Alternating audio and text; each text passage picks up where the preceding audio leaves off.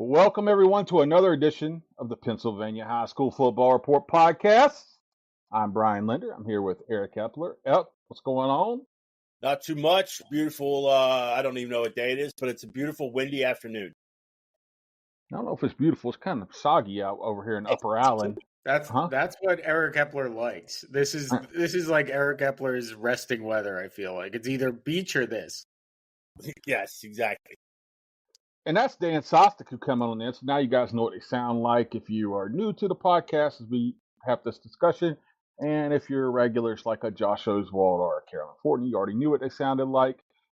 Guys, before we get into it, you might notice my headset. Dan's been hating on my headset a little bit here. And good headset. And Epler, I think I know why. You know why, Ep? Because you see this headset? This is also what I use to call my plays when I beat him in EA Sports college football. I'm more concerned with the hat you chose to wear today, the natural light. Listen, at your age, you can't drink that swill, man. I will actually defend Brian on this. At the beach this year, I learned that Natural Light is trying to do like a rebrand. Their cans are now they have it's like a completely different logo. It's like fancier. They're clearly trying to look more like a Miller Lite, Bud Light type drink. And maybe I'm a sucker for branding, but it tasted a little better than I remember it tasted in college. Yeah, you rebrand when you know what happens. Then when no one buys you, you rebrand. That's I don't drink. I used to enjoy a daddy soda here and there, but I don't drink right now. I'm going through some health things. It's just a hat I had, and we didn't have YouTube, and I'm not sure daddy sodas are the big discussion topic for the High School Football Report podcast, Epler. No.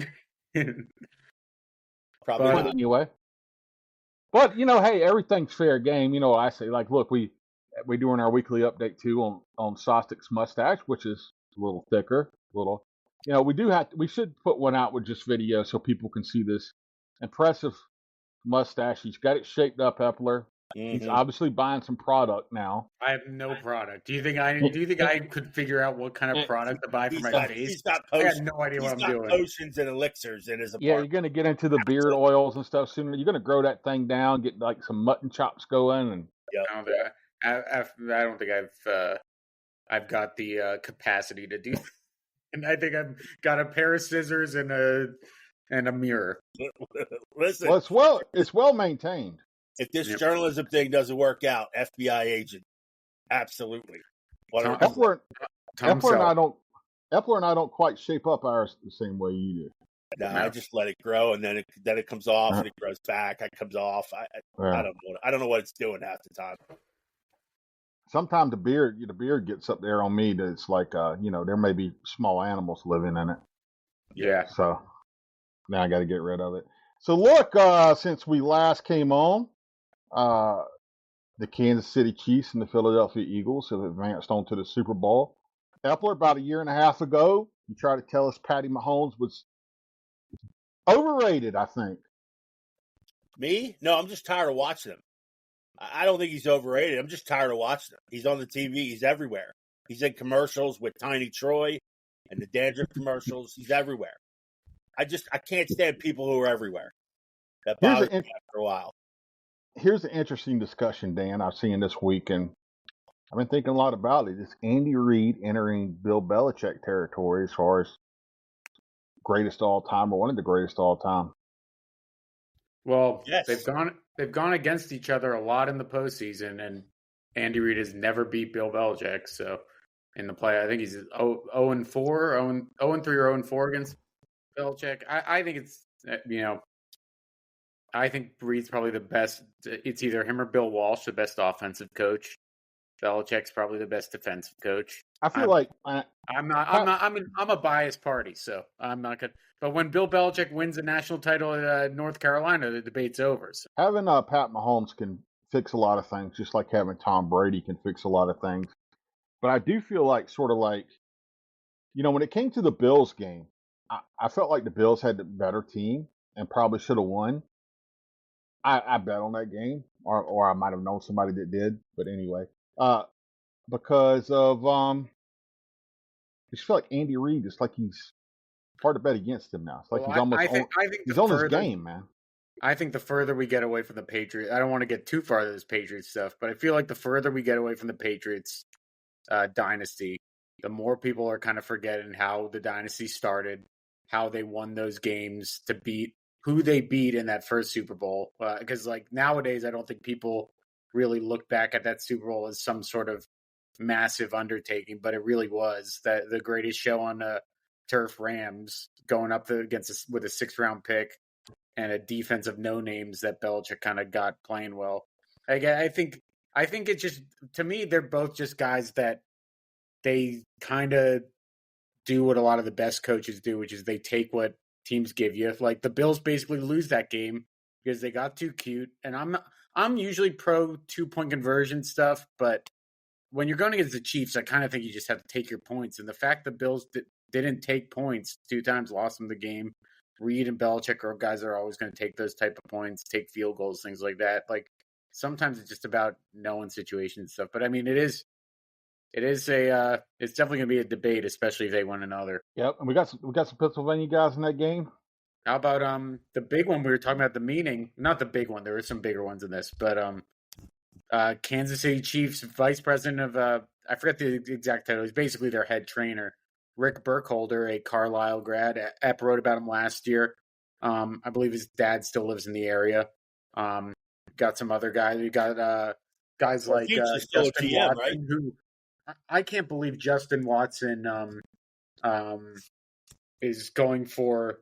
I think he's been on all these Chiefs teams, which is crazy because I remember when he was on or maybe he won the Super Bowl with the Bucs, and this would be his 4th Super Bowl.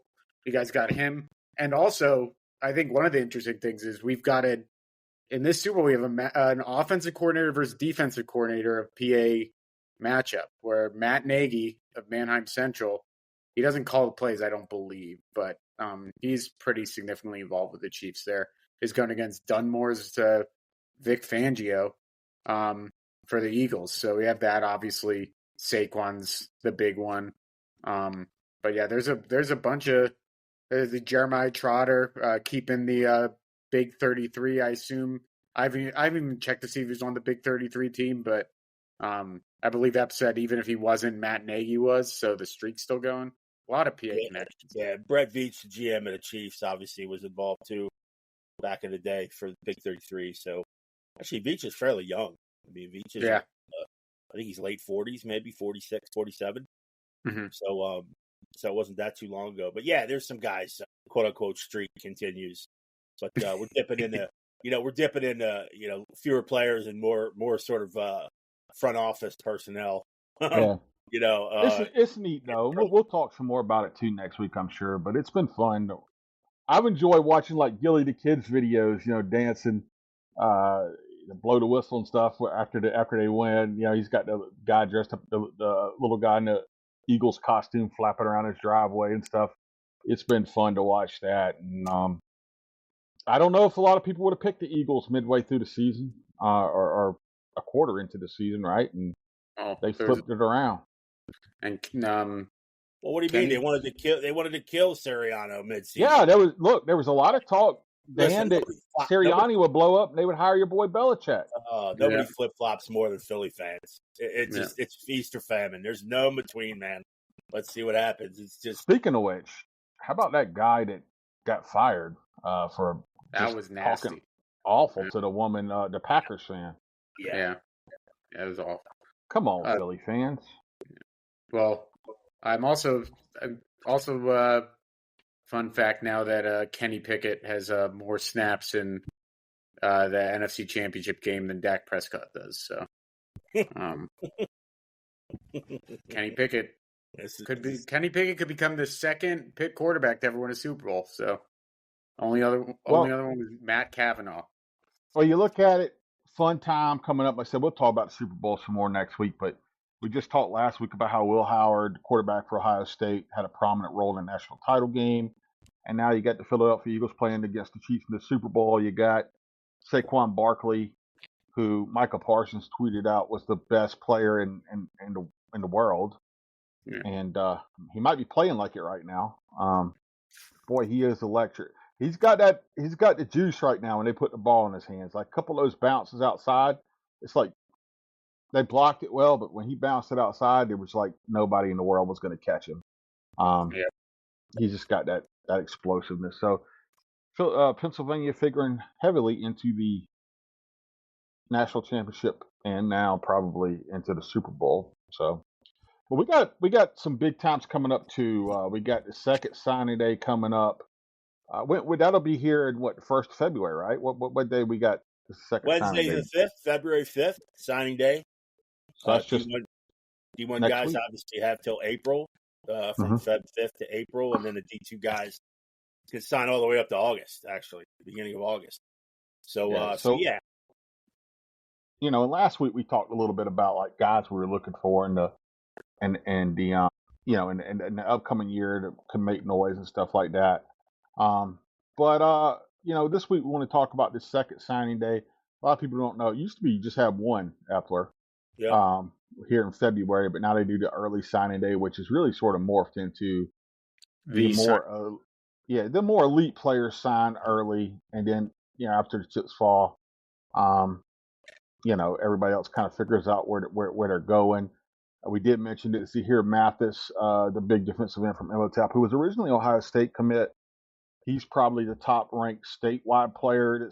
He's not probably. He is the top-ranked statewide player, and probably one of the top players left in the country. Wouldn't you think, guys? Who is yet to commit? Absolutely. Yeah, he's a monster.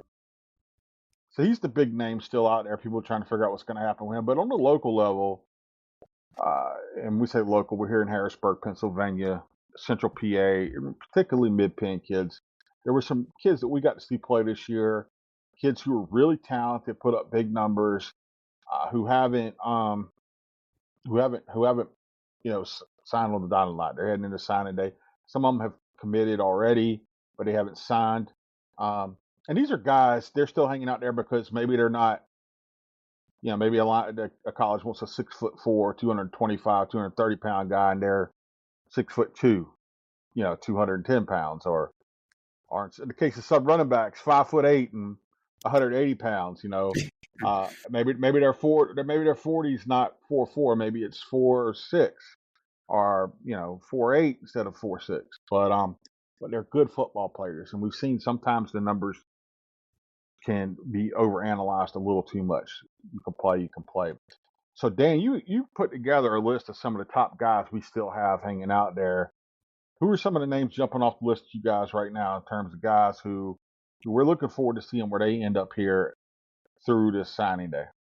Well, maybe it's because I've been covering a lot of boys basketball this winter, but Nolan Bazolka is a really interesting one. If you haven't been out to watch him play basketball, he's having an unreal basketball season this year, averaging 20 points a game, leads the mid-Penn in rebound. He's got 200 rebounds in like 15 games, second in assists too. So he's not just like brute force and everything. And there was always defending the best guys, but on the football field, he's been a guy that keeps getting better and better every year. I know you said that Ross Tucker watched some of his film, and I don't know if Ross is okay with us letting it out, but he really liked what he saw from Nolan. And Nolan's got a Bucknell offer, Kutztown, I believe, and a couple more. But he's a guy that I know Temple's looked at a little bit. He's athletically right there. I just wonder if maybe they think if it's just a matter of size, if he's a guy that maybe would have had a Division I offer if the portal didn't exist. But he's a kid that is, especially this year, I thought he really emerged as a tight end weapon too, which they needed. They lost a lot of players on offense at CV. And he's just a tough player. Like he got injured, missed their playoff game, and worked his way back to not miss a single basketball game with a foot injury. Just a really tough kid. So he is what, 6'3", probably about what, 215-ish. Yeah, like whatever he's listed at is. And he could play tight end or probably on the edge, right? That's what we're. Yeah. And we've said it before. Ross hit me up before last season. Ross really liked his film, and that says a lot to me. Ross Tucker obviously knows football. I mean, he's played at the highest level. And oh, by the way, he he was on the sideline for the Eagles NFC title game. He sees it at the highest levels, and so when Ross hits me up and asks me, tells me he likes a guy in our area, I'm definitely listening. Shout out to him, too, and I think he's involved. He has that Go Big recruiting, which I think has some value for some guys. Check that out. But yeah, Ross hit me up. He liked the kid. I know you guys liked him. Ross is like, hey, this kid, he's like 6'3", 215 or whatever. He even plays like point guard or whatever for Cumberland Valley, right? So like, I mean, he does. He's like one of those. He's like a point forward pretty much, but no one's gonna. It was also cool. After they had a good game against Central Dauphin this past week, and Wayne Fletcher posted that him and his kid Wayne the second, who going to Navy to play basketball, they've been best friends for like 10 years, or since they were like 5 years old or whatever. But yeah, he's definitely in the run, and he's gonna. I know Dave Vescognani was not happy to make All-State for hoops last year. He's going to make it this year. He's one of those athletes, Epler, who, like, he's got so many tools, and he's, it's like, it would not shock me for him to be like a real steal for somebody, Well, I think it's sort of the roundabout steal, right? We talked all the time about the portal. We've been talking about that for a year now, and how it's just getting more aggressive. Like Bazalko it really feels to me like if you're trying to map it out, where he belongs, I think originally would be somewhere like a Bucknell. I know he's got offers from Bucknell, Colgate's in the mix, like somewhere like that, maybe Ivy League, because he's as smart as a whip, and goes there and just dominates, and then somebody, then he offers maybe some serious NIL money to try to draw him out. But that's what I mean. I don't know. Maybe there's some question about can he pack on another 15 pounds of muscle to play at a D1 level, because tight ends are getting bigger and faster, and I know he's got a good frame right now. But I see him as like a one, an FCS kid, who just bursts onto the scene.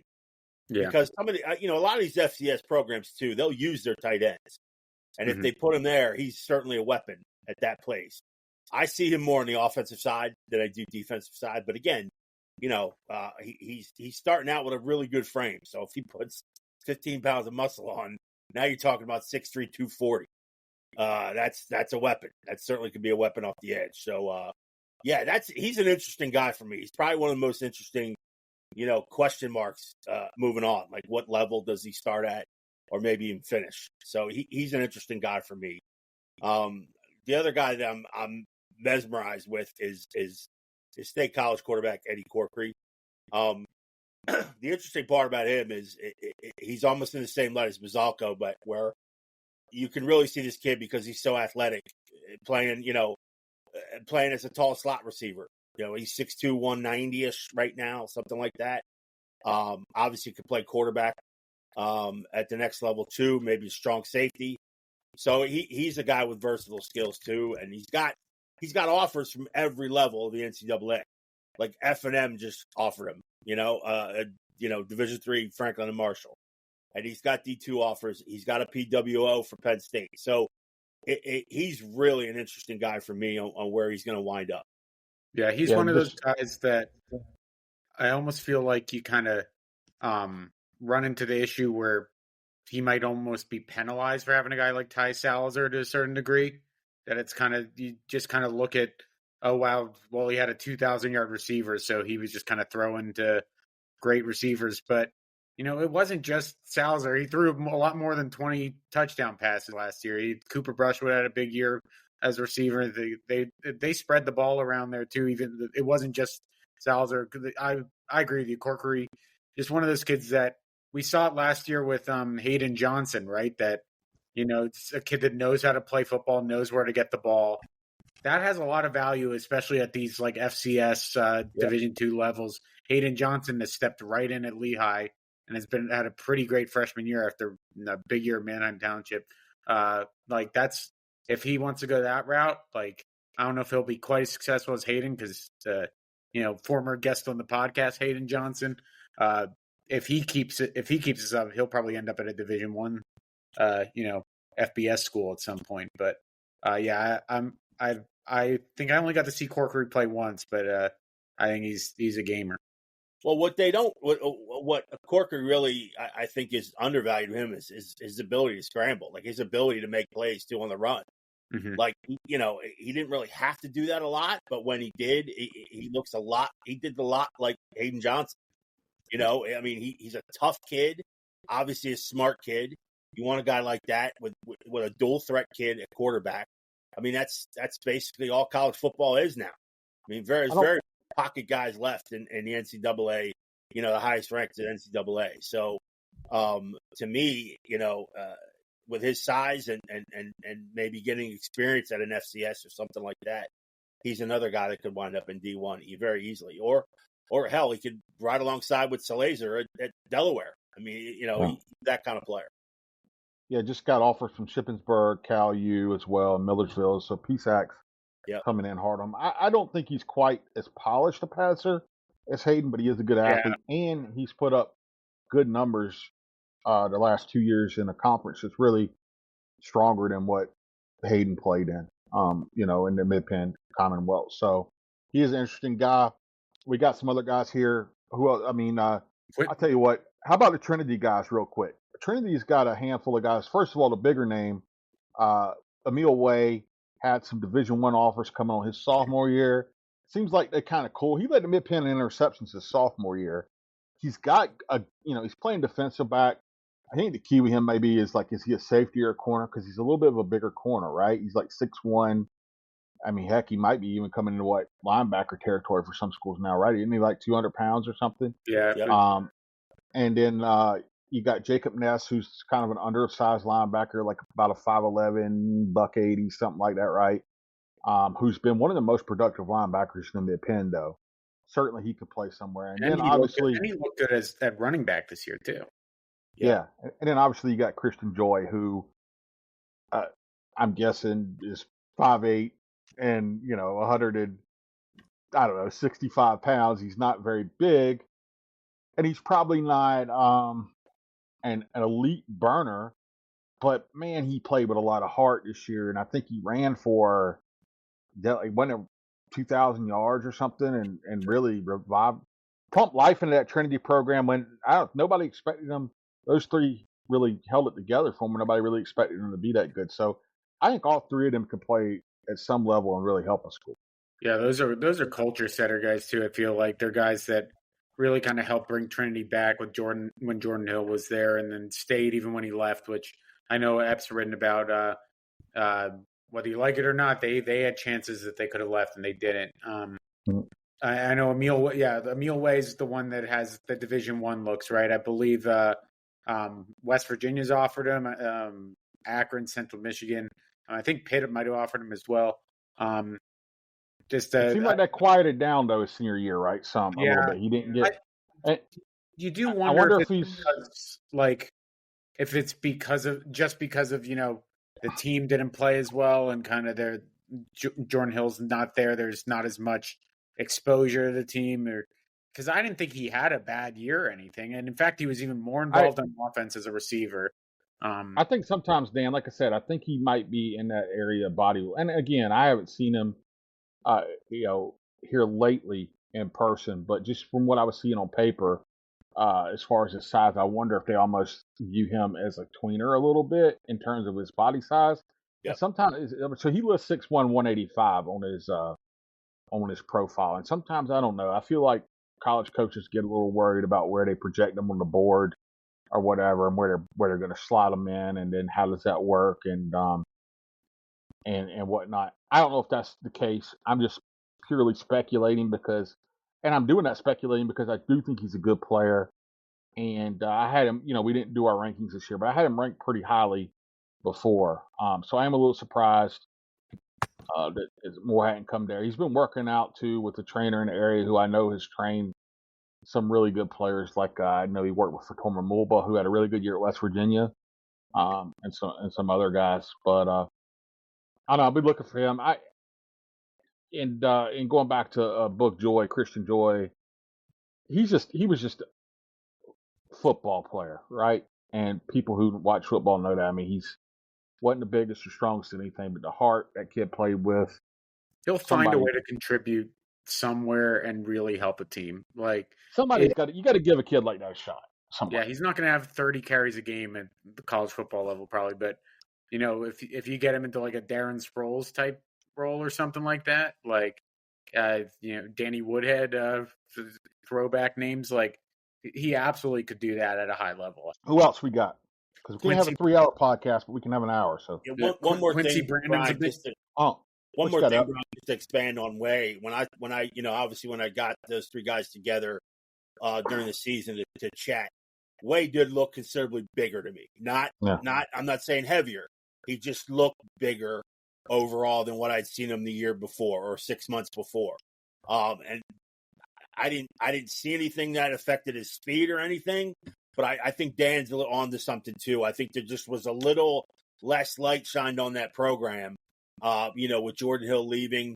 And obviously, when you have a guy like that too, who's connected in really strong, and obviously the big connection with Penn State too, you get eyeballs on it constantly. Bigger. I think Emil Way would have gotten, or the sort of the light on him would have shined a little brighter, I think, if that was the case. Right. But obviously still a good player. But yeah, these guys too. I mean, Ness is probably to me has probably the biggest upside starting out. Christian Joy, just you mentioned about the analytics and the metrics and what these guys is. Christian Joy's size just hurts it in the recruiting game. It just does. But he's a hell of a player, and I could see him having a hell of a career in the PSAC, for a PSAC program, something like that, maybe even FCS, and Jacob Ness in that same sort of spot too. Well, if he went somewhere like Grove City, he could be a little beast out at Grove City. We've had a couple guys go out. I mean, Cody Gustafson went out there and broke a bunch of Division III records and almost got a shot in NFL. Well, too, we forget, you almost overlook schools like Bucknell, St. Francis, the FCS in state, which are tremendous programs.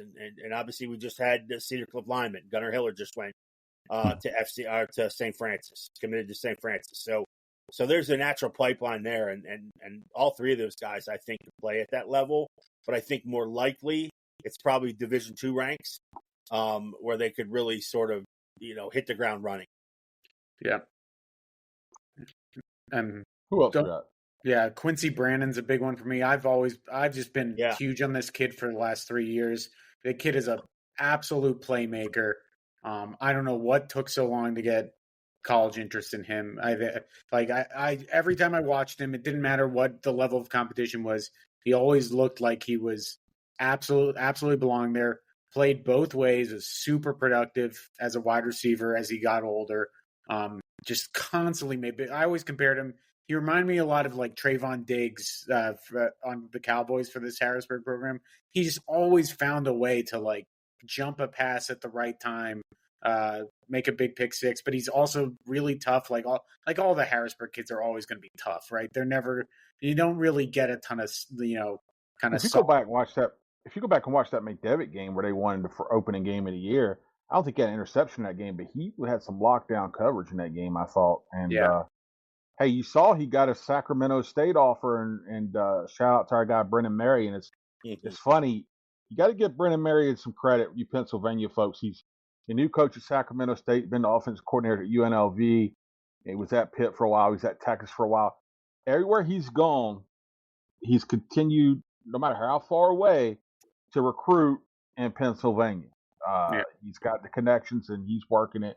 He has a Sacramento State offer, Quincy Brandon does. That could be I think he put out a top 3, didn't he, Dan? But I think that could be a very intriguing landing spot for him. Yeah, I actually really think that'd be a good fit. I think, like what you said, to me, that screams Brennan Marion knows people in the area and they've told him that this kid's a really good player.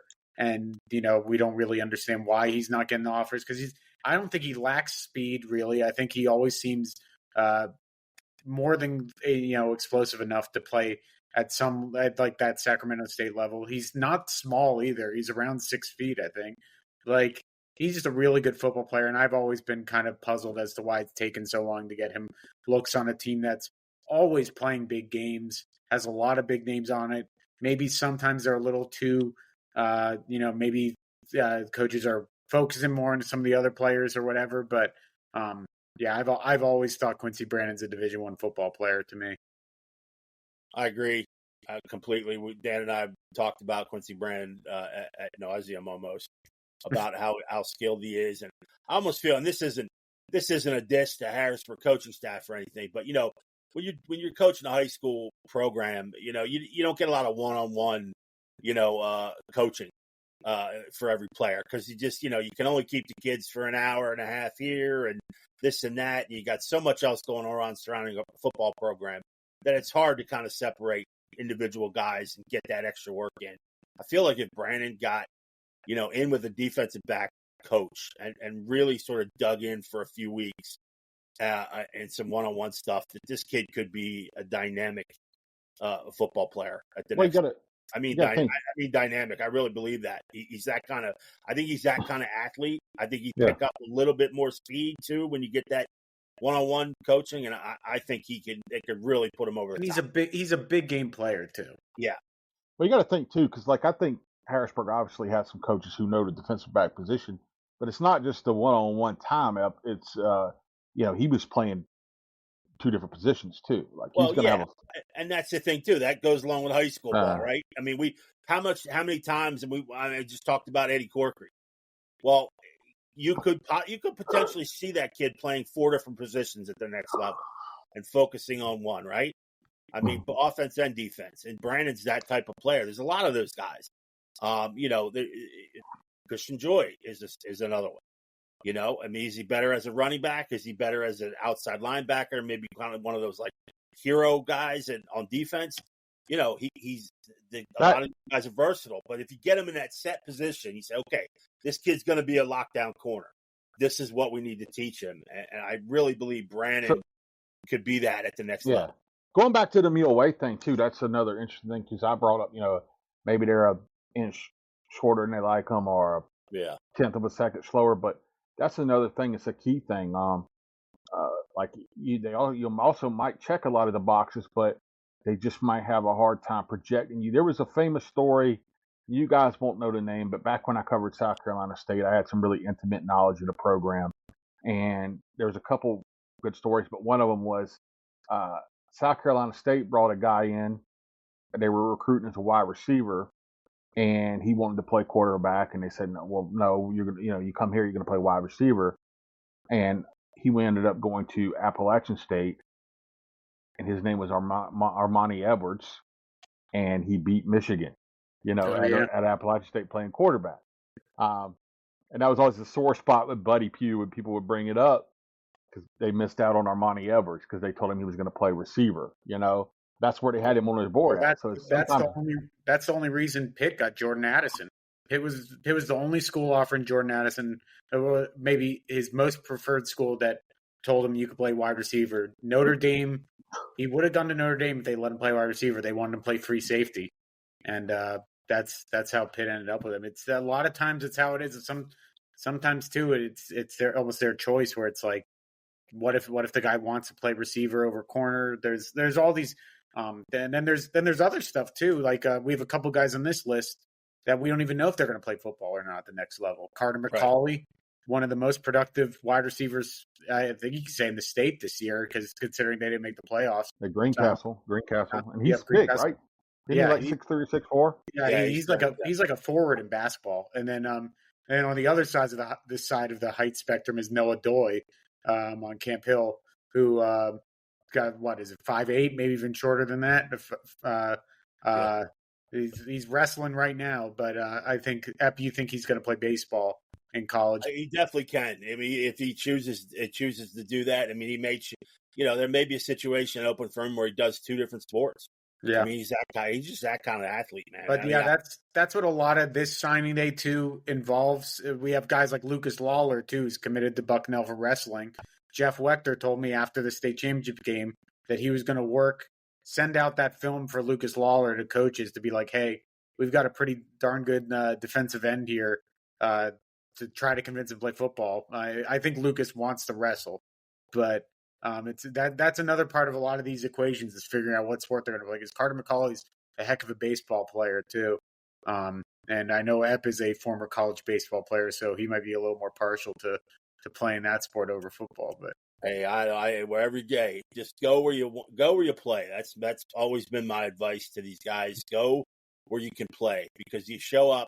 I don't care if you show up at F&M or you show up at Penn State. On the first day you show up, you got 30 to 50 instant friends to make the transition easier. You're playing sports, you're staying active, and you're in a group right away. And that just helps you. And it doesn't matter where you're at. If you you can have a hell of a career at a Division III school and have a great 4 years, and it does not matter. The level doesn't matter. But I always say, when parents ask me, what do you think? I'm like, go where he can play. Yep. That's let's have you guys been surprised Dominic Diaz-Ellis hasn't picked up more steam? Yeah, I mean, he's 6'1", McDevitt wide receiver, had over 70 catches, something like that, over 1,000 yards. Yeah. He really gained some steam in the offseason. That seemed to have quieted down. I was going to mention him, and really it is two of the bigger names. Him and Alfonso Burnett. He's about a 6'2" defensive back over at Susquehanna Township. And Alfonso had some Division I offers before the season, kind of out of nowhere, and then that cooled down too. Both of those guys are really interesting to me. I think Dom probably had the more productive year. He did. He was the All-State player. Alfonso's got just a lot of interesting kind of tools. He's a really good basketball player too. Yeah, I just talked to Alfonso. Actually, wrote a story about him and Travis Turner, because first off, he's a great kid, Alfonso Burnett. Like, I wrote about how he's kind of been a real driving force for getting that Susquehanna Township basketball team program back on track. They haven't been in the playoffs in a while. It's a program that probably should be in the playoffs. And he's just been. I think he leads the Mid-Penn in steals this year, averaging around 15 a game. So he's been really good in basketball. But you're right. The Division I interest kind of sort of came out of nowhere. But when you watch him play basketball, you kind of see it. He's really fluid. I think he'll be a good corner. He's obviously big. He's like 6'1", 6'2", like you said. Dominic Diaz-Ellis also played a little basketball. I don't think he's playing anymore. But yeah, kind of two opposite sides of the spectrum a little bit. I like both of those kids, and you can elaborate on them too. But I also want to throw another name out there. As a kid, I really liked. I don't think he's committed yet. You guys correct me if I'm wrong. I don't know how many looks he's getting, but Alex Longer at Camp Hill, who's 6'4", 210. I think he's right now got his name in the deal as maybe a tight end prospect. He had 45 catches, 798 yards, and he had, I think, 13 sacks. Was an All-State player at Camp Hill. I think 6'4", 210, long, could run a little bit. Some ball skills. I think he's an interesting guy as well. Yeah, I know he's got an offer from Gettysburg, which would make a heck of a lot of sense with Drew Brandstetter and Kobe Moore both being there. I don't know if he's waiting out for something else, but you're right. That kid was always making plays on both sides of the ball. Yeah, I like Alex Long a lot too. Long could be a baseball guy as well at the next level if he chooses. To me, I think Diaz-Ellis situation, it's a little strange to me because, I think it's a metrics thing, but also on the flip side, you look at 6-foot Rico Scott, and now he's playing in Alabama, or it's Alabama. So I think that would have helped him, in that regard too. Diaz-Ellis helped him. But again, I think when you talk about the wide receiver position, at least, and maybe I'm wrong, but I always feel like these coaches are like, they want 6'1", 6'2", 6'3" guys now. And they feel like there's enough out there around the country of these guys that are, obviously playmakers, obviously very good. But for some reason, when you hit that 6-foot mark, you got to run a 4.4. You got to be you got to be like a 4.4 guy, or just, be dynamic somewhere else. So you're versatile. Maybe, I don't know. I mean, I would have thought that, obviously the McDevitt reputation helps, and having a guy like Rico Scott go to Bama helps. All those things help. Tyshawn Russell 2 years ago to South Carolina, I thought would have helped Diaz-Ellis a little bit more. But again, it's you don't know what's going to come in late, and he's certainly a guy that can make it at the next level for sure. I mean, maybe Matty Johnson extends a San Diego State offer. Yeah. Maybe there's some there's some other good players we have on the list, but just looking down the list again, Cumberland Valley's Nolan Bazalka, Harrisburg's Quincy Brannon, Bishop McDevitt's Dom Diaz Ellis, Susquehanna Township's Alfonso Burnett, Trinity's Emil Way. All of those are guys who I feel like could end up going to maybe like an FCS or PSAC type school and could end up Division I when it's all said and done. But guys, we talked about that. We'll have a bunch of coverage of that coming up. Some late breaking news too as we go on here, and whether or not we get the podcast out before then. Cumberland Valley Junior offensive tackle Tyler Merrill has a top 5 of Penn State, Alabama, Clemson, Notre Dame, and Wisconsin. He is slated to announce his commitment tomorrow, January the 30th. As we are now recording on January the 29th. So hey, you guys didn't know, buckle up. There's some work for you guys tomorrow. We're all scheduled for it. We've got it all. We got the photo assignment in and ready to go. I think Dan, you were the first one to write about the Big Oak when Josh Oswalt said that Nick Saban might come through, and Alabama did come through. Nick's gone. He's a gigantic kid. He's 6'6" and 6'6" and 300 and 320 maybe 325 is his profile says. Big guy. I feel like Kevin Brown we is a little bit raw too, and he's chiseled out, and I almost feel like there might be a little bit of a different type of lineman. Like Tyler's I feel like he's got that size and mass and a lot of tools, right? He's a very gifted athlete. Some sites list him as a guard, which is interesting. Yeah. What are we thinking here, guys? Well, I think there's one school on that list where he kind of resembles what they'd like going about. I mean, all the schools would like Tyler Merrill, but, Penn State, obviously, you can never rule them out with a local product. Alabama's Alabama, although are they really Alabama anymore? That's another question. Sorry, Megan, our producer. But Notre Dame has had a history recently of taking PA kids. They've had a history with big offensive linemen. Like, they love their offensive linemen to be freaking big, and Tyler's big. And you'd be hard pressed to find a school that consistently produces offensive linemen like Notre Dame does. So, I think obviously when you have that 5, there's really no way to go wrong. But I feel like Notre Dame makes a lot of sense. Listen, I the first thing I think of is offensive line when I think of Wisconsin. I don't know if that's going to be his pick or not, but that's exactly what I think when I think about Wisconsin. But Dan's right. Notre Dame's obviously so enticing. But I think ultimately, maybe he goes to Wisconsin, and then in a year, Eastern Michigan, my proud alma mater, bucks up in NIL money, and we suck him. We get him to come to Ypsilanti, Michigan. I think that's the path. I think that's gonna happen. That's your prediction. I think you're gonna have to hit Powerball and become basically, then you could become the owner of the Eastern Michigan football. Did you see what Shane Gillis said? What? He said that he was gonna organize after Notre Dame lost to Ohio State. He said he was gonna organize a stand-up show and donate every single penny he makes from it to Notre Dame NIL, which I don't know the profit margins of that. I don't know if that even gets you like a blue chip guy, or probably not. But that might not get you a punt. That might not get you a punter these days. Didn't one of the punters? Dude. Yeah, didn't one of the punters like pull out of a bowl game this year because he didn't get his NIL money? Maybe you should organize a bake-off or something for Eastern Michigan. You know what? I was thinking lemonade stand. Yeah. the NIL lemonade stand. I make a mean lemonade. We get him there. Maybe $200, $300 we get to the Eastern Blue Michigan. Chippers lemonade stand.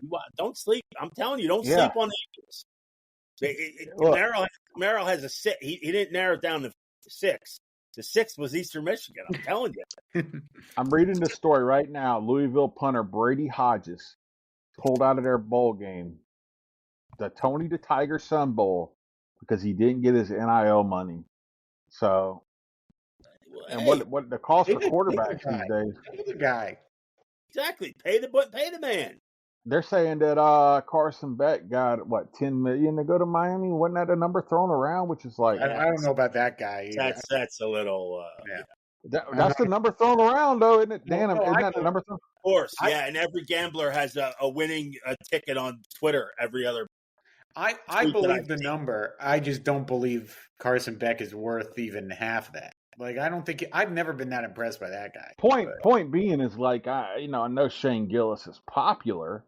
Yeah, I don't like. I'm with you. I mean, like, I don't think what's he going to be able to get him? Notre Dame, like I said, like a long snapper. Get him in the news cycle. Yeah, a long snapper. Yeah, a holder. Get the most elite holder in the country for maybe $50,000 for the year. I'm sure. Maybe you get them a new defensive. Maybe you get them a new defensive coordinator so they don't blitz on 3rd and 13 and lose the game. So. All right, guys. Look, I think we got a podcast. Obviously, look, next week's a big week for a lot of these guys. There's a lot more names that Dan had jotted down here, but we're right at 50 minutes, and we do have some work to do. Obviously, with the big Tyler Merrill thing coming up, and again, this podcast may come out after that, so we'll fill you guys in next week on what his decision was. Maybe we can have. Maybe one of you guys could even get him on here next week. We could talk to him a little bit about that. Or you could just read PennLive. Definitely read PennLive, but maybe we can even get him on here next week. We've been wanting to get the Big Oak on here. Dan, you were the first guy to ever write about him. So maybe work your magic a little bit there and get him on, and we can figure out if it's – I think Notre Dame's probably the front runner. I really have no clue, though. It's like I have no inside knowledge here. Penn State, I would think would probably be in the mix. But I think Notre Dame. That's where I'm leaning to, guys. But anyway, so next week we'll have a ton of football, obviously on PennLive.com with all the signing day stuff and where guys are going. Keep your eyes open for that. Again, some really good players, guys that we think can end up being even D1 contributors down the road, just no matter where they sign at here. And then obviously a lot of your other sports are going on. Basketball, football, basketball, wrestling, tons of stuff. Yeah. Dan, tell them where to find you at social media. Dan_Sostek. Yep, tell them where to find you. I am at 3Jacker. Producer Megan, where can they find you on social media? Savvy Literate at everywhere. And by the way, Dan, Roll Tide. Look at Megan with she's got Megan, pull that mic down. Look at that mic. Look at this. She's got she's got the Howard Stern mic. It's like the official studio mic. Look at that thing. That's a $high mic. That's impressive, Megan. I needed to keep up with the rest of you guys. That's an official radio mic right there. And I'm at Sports Bobby Linder on Twitter and X. We'll be back next week with another edition of the High School Football Report, Pennsylvania High School Report. See you guys now.